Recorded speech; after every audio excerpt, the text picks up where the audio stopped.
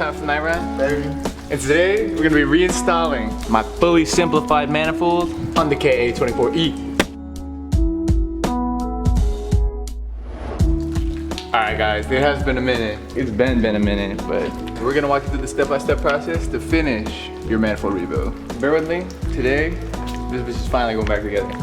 Alright guys, so right here we have my Nissan KA24E with the EGR deleted. I've got the head all cleaned up on this side, it's ready for the manifold to go back on.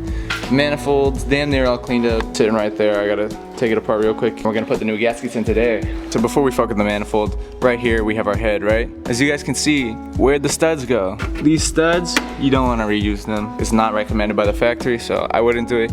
But these are not the OEM studs, and these are not ARP studs. I looked online and these things are super hard to find. Anyway, you guys can just look at this. If you guys need studs, the guy AutoZone helped me find these. These were off like an exhaust, like a Chevy or some shit. And I guess these are gonna work just fine. So they're going on my head. Alright guys, so we're going to need 3 studs. So we got 1 stud for that bitch in by hand. Make sure you don't wanna damage the threads. This is an aluminum head. You don't wanna install this bitch with a wrench or a ratchet or any sort of power tool because you will 100% damage your aluminum threads. You'd have to be stupid as fuck, and that would be no fun. I'm glad that these are threading in as far as they are. This one I know has a little bit of resistance, but believe it or not, my engine, when we were taking off the manifold, there was no stud here. So we're gonna tighten this nice and slow. Any shit that could be on the threads in there or anything like that, if the threads are damaged, if we retap it nice and slow, we know it's hand threaded in. Just enough by hand where it's going in straight, so put a little bit of pressure on it and get that thing in there.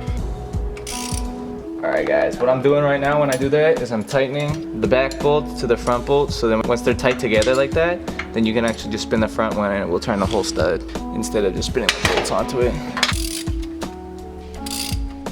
Alright guys, so now that those are on, we're going to be torquing them to 12 to 15 foot-pounds of torque. The lowest one that actually kind of like holds the coolant jacket to the manifold there. That one had like some dirt in it or something. It's not, no metal's coming out, it's not crosscut or nothing, but it had a little bit of resistance, so I'm just going to be careful with it.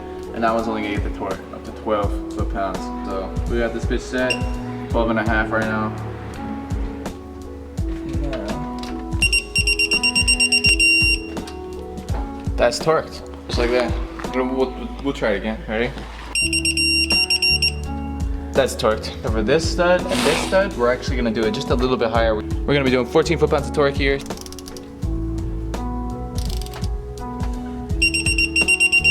And that's 14 foot-pounds. And now we'll double check. Alright guys, now I'm gonna just repeat the process for the last step. We got new hardware on the head. Alright, now I know a lot of you guys have been watching my videos, so here we have the finished product of the intake manifold. Tell me that bitch doesn't look sharp. That shit looks so good. Hella simple, hella clean. Anyway, now that we're getting ready to install the new gaskets on this, I'm gonna take this apart real quick. I just have it like kind of put together just to transport it and store it. But we're gonna take the plenum off, take off the throttle body, and we're gonna get ready to get this all gasketed up, baby. Alright guys, just a pro tip before you install this onto your manifold here. You guys see these surfaces? See these little bits of gasket that are left behind on here? You can get those off with just a little bit of sandpaper. If you guys look at the head, I already got that, and it's cleaned up a lot. So me and Damien are just real quick sanding this shit down, making sure these surfaces are clean and ready to go. All right guys, me and my girlfriend over here, we got this all cleaned up. She cleaned that up. All these surfaces are looking pretty damn fresh. This throttle body kind of looks like shit though. I think whoever owned this car in the past took this off, put it back on, and just used way too much because my throttle body kind of sticks and it's full of RTV. Alright guys, I've got this throttle body all cleaned up now. The plenum is looking mint, and so is the lower bit of the intake manifold here. On both sides, everything is all clean and ready for install. Alright guys, so before I install the manifold, I have these new heater hoses here. I'm actually going to be bypassing the whole heater core. And I've got this little guy that goes right here and loops around to the lower part of the intake manifold. So I'm gonna get this trimmed up so there's not all that excess slack. And then get that installed, get some hose clamps on here. This is already ready to go. And then I'll put that hose on as well. And then we'll get to mounting this. Alright guys, I cut like probably 2-3 inches off this hose. We got the hose clamps on it. Brand new hose clamps because the stock ones are kind of shit. Look at that. Nice and tight, not too much excess length. And be careful when you do this guys, because if you cut it too short, you'll actually have kinks here. Just like that, it'll fold. Anyway, now I've got the hose on both sides with new hose clamps positioned where I want them. I can just tighten them down and that'll be where that thing stays.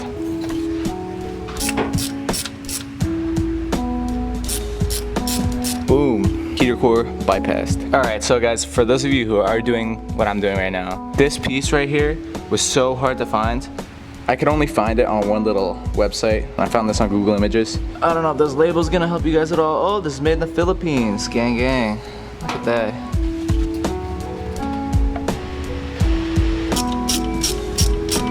Alright guys, so we got all these hoses tightened up. We got heater bypass on both sides tight. This one's tight on one end because this goes to the intake manifold. This is the PVC. I've got the other dude right there, and I'll put that on the top once it's ready to go. But this is all ready to have the manifold put on above. So time to do the gasket. Alright guys, hoses are installed. So now we're gonna be focusing on putting these new gaskets on so everything's sealed. Alright guys, so right here we have Permatex Ultra Gray, we have new gasket set for the KA24E, and a throttle body gasket. All of these are going to be going on my KA, so everything's going to be sealed and tight. We're just going to start off by opening up this one. We're going to find the one that goes between the lower part of the manifold and the head.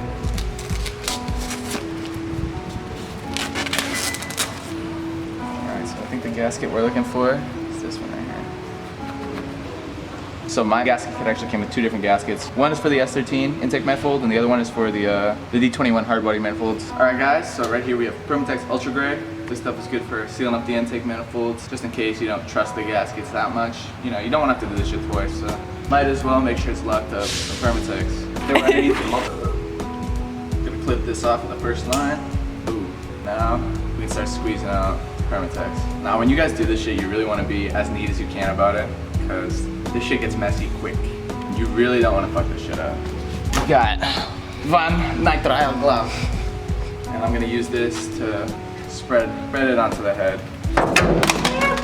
So make sure this thing's as clean as can be, guys. It's half compressed there. I would use it. Now, before we put on this gasket, I'm gonna apply one layer of Permatex on this side. We're gonna put on the gasket, and then we'll put another layer on the actual intake manifold itself. I'm gonna lay a really thin bead on here, and then I'll spread it out with my finger before I put the gasket on.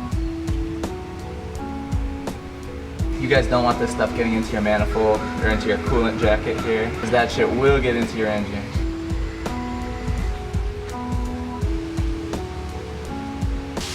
Alright, you guys really want to try and lay that thing down nice and even and make sure everything's lined up, you're not blocking any of these holes for these bolts to go in, and it's not covering up anything that it shouldn't be covering.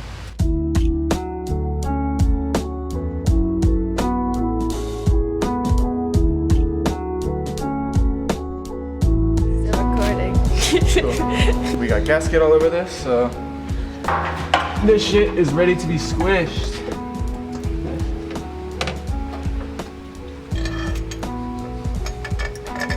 Alright guys, so now you don't want to get these real tight, you just want to get it nice and snug, because you want to give the RTV like 15 minutes to dry before you actually apply the torque to it. So. Alright guys, so while we wait for Permatex to finish drying, I'm going to go ahead, I'm going to take these last two bolts and the 3 nuts, tighten up the 3 studs, and put those 2 top bolts in.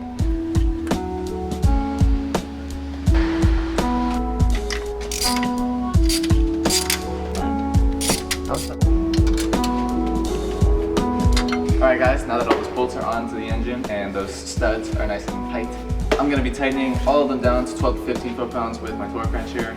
Wow. For those of you guys in the know, if you own a Chilton, it might say 1,215 foot-pounds, and that is definitely incorrect.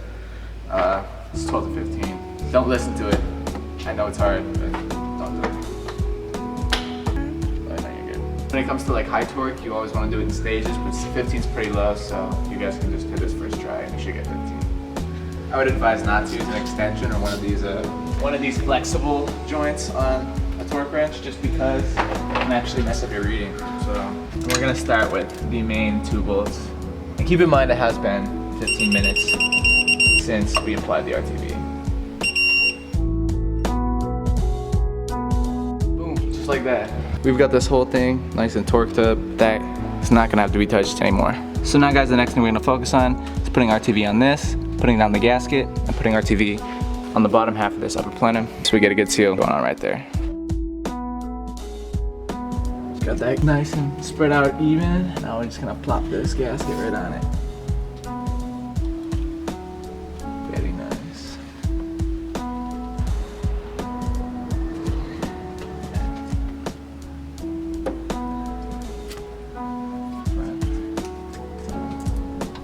Look at that shit, guys. That shit's all snug on there. Not torqued down or nothing, but it's snug on there. Gotta give the RTV, again, 15 minutes to dry enough to the point where I can torque it. Like, wow, tell me that does not look right. This engine bay is just looking so clean right now. It's beautiful. Alright guys, so the little U-shaped hose that comes from here down to right in here, I've got that hose all tightened up. It's tight, it's on there, it's good to go. There was also a little piece of metal. It was just a little bracket, probably for one of the emissions vacuum lines. Remove that, give a little bit more space for this hose, so that's good too. Anyway, it's probably been about 10 minutes, so I'm probably good to start torquing this down. So I'm gonna do that now. And again, the intake plenum will probably be like 12 to 15 foot-pounds of torque, just like the rest of it, so I'm gonna do that. Alright guys, so we got the 2 nuts and the 3 bolts torqued down on both sides of the plenum. While the camera was off, I bent a couple of these and capped them.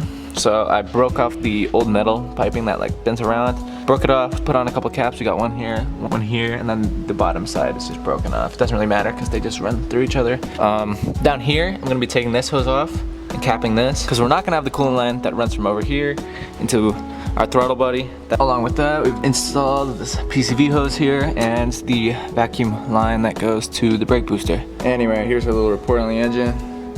Looking super clean. And now all I'm gonna do is just prep it to put the throttle body on. Alright guys, this is all capped off. And here on the throttle body, this top one's been capped. And these 2 on the bottom have been capped as well. Now that that's all prepped and ready to go, we can use our TV, get this ready, put the gasket on, put some RTV on the back of that, and get this all smushed back together.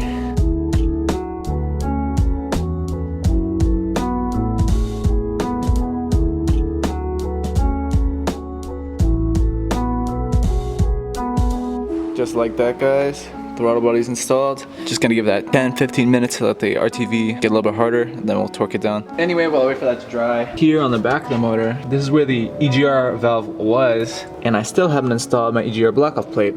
So these 2 bolts that we're gonna use, these were actually the 2 bolts that held on the rat's nest to the back of the fucking head. And we're just gonna take this out, put some RTV on it, seal it up nice. Alright guys, so this block-off plate was actually pretty hard to find too, but on eBay for the KA24E, you can get this level 0 motorsports made in Canada. So shout out to them for actually being like one of the only people who sells this thing. It's pretty good quality. It's a little plate, I think it was like 10 bucks, but I'm gonna put some RTV on my finger here.